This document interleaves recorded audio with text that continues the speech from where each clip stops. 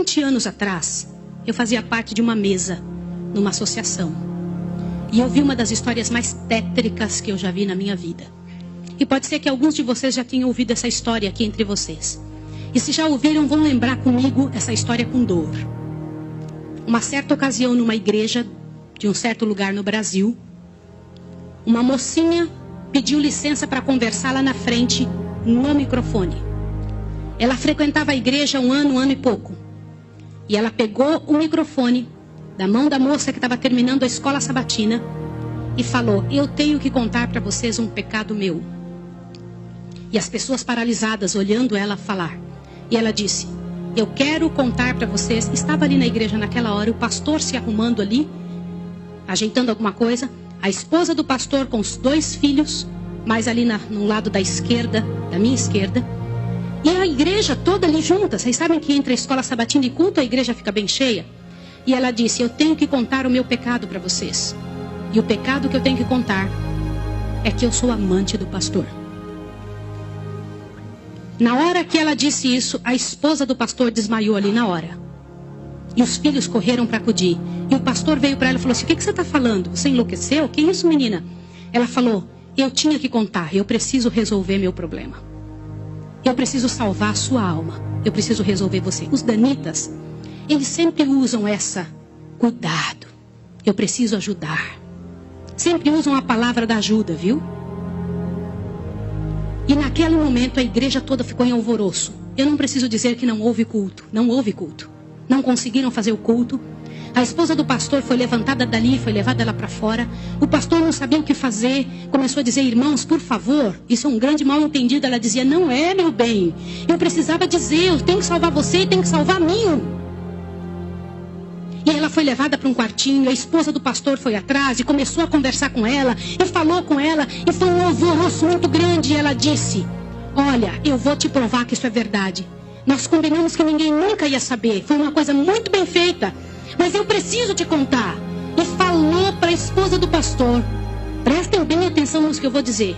Falou: só tem uma maneira de você me acreditar. Vem aqui. O seu marido tem uma marca na genitália dele. E a marca é assim, assim, assim. E a esposa olhou para ela e acreditou nela na hora. Sabe por quê? Porque aquele pastor nunca tinha tido contato sexual com nenhuma pessoa, só com sua esposa. Eles se casaram virgens. E ela disse: ninguém sabe disso. Como é que essa moça sabe? Consegue imaginar o que é isso?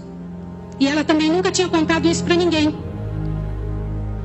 E ela pegou a esposa do pastor, passou a acreditar. E ela contou detalhes sobre o corpo do pastor, detalhes sobre ele, até de coisas que ele falava enquanto dormia. Preste atenção. Eu não preciso dizer para vocês que aquele casamento acabou. A igreja todinha daquele pastor entrou num estado de bancarrota que vocês não têm ideia. Uma palavra, como diz Tiago, pode estragar a vida de uma pessoa para sempre. Sabe quantos anos se passou dessa história? Até que eu fiquei sabendo, isso foi há 20 anos atrás que eu fiquei sabendo. Já tinha se passado 20 anos que isso tinha acontecido. Por que eu fiquei sabendo dessa história? Foi numa mesa, numa comissão, numa associação. O presidente um dia nos chamou e disse o seguinte: irmãos, eu preciso da ajuda de vocês de oração por algo. O que foi? Há 20 anos atrás aconteceu a história de um pastor e contou toda a história para nós. Foi numa igreja assim, assim, assim, e nós tiramos a credencial desse pastor. E esse pastor foi para um sítio e ficou sozinho. A esposa dele é casada, tem outros filhos, está vivendo a vida dela. Mas eu fui chamado, olha o presidente nos contando. Eu fui chamado há alguns dias na casa de uma senhora com os cabelos todos brancos morrendo de câncer. E essa mulher morrendo de câncer pediu muito para falar com o pastor. Mas tinha que ser o presidente da igreja adventista. E eu fui até lá porque eu sou o presidente. Quando eu cheguei lá, a mulher me contou que ela tinha sido a moça que tinha falado aquilo do pastor. A amante, a suposta amante do pastor.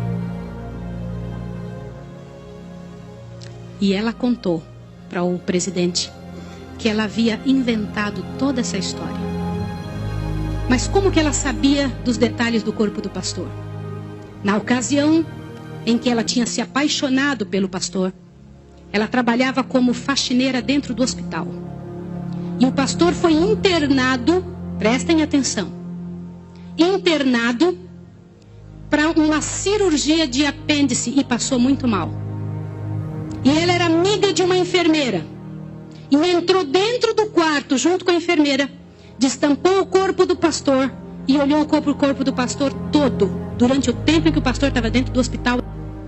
E quando o pastor falava algumas coisas, ela ouviu o que o pastor falou e ela olhou os detalhes do corpo do pastor e guardou. Satanás plantou na cabeça dela 1 ano e ela formulou e acabou com a vida do pastor. E o presidente pegou uma credencial, foi lá no sítiozinho onde o pastor o coitado daquele pastor, o caluniado, estava. E chegou para ele e falou, junto com uma comitiva dos irmãos: pastor, eu vim aqui te entregar a sua credencial de novo, nós descobrimos que era mentira. Sabe qual foi a resposta do pastor, irmão? O pastor disse assim: vocês me devolvem minha família e meus filhos também? Vocês me devolvem minha reputação? Se vocês não devolverem junto, eu prefiro ficar aqui. E esse pastor, uns dias atrás, eu soube que ele morreu lá naquele lugar. Quem foi a assassina daquele pastor? Não foi só aquela mulher, foram todos que falaram junto. Porque, gente, quando acontece um inferno desse, uma multidão de gente sofre, uma multidão de gente machuca. Fica machucado. Meus irmãos, vocês me perdoem ter que falar sobre isso, mas é verdade. Existem muitos lugares que eu tenho muito medo de pregar, mas eu vou igual se me chama.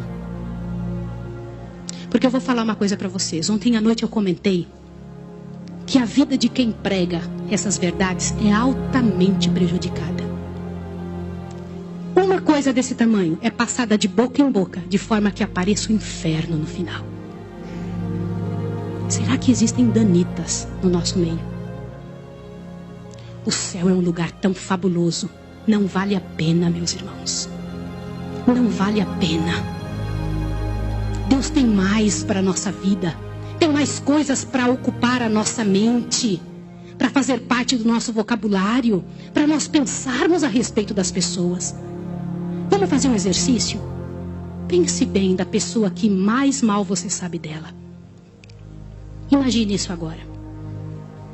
Sabe o que vai acontecer com você? Teu coração vai se encher de paz. Porque é isso que acontece, gente. Se você não for capaz de abrir a sua boca para trazer paz para a vida de alguém, não abra a sua boca para trazer um inferno para a vida de quem quer que seja. Jesus ama as pessoas pecadoras e miseráveis. Todas aquelas que pecaram horrivelmente, Jesus ama. E Ele tem mais para oferecer para nós.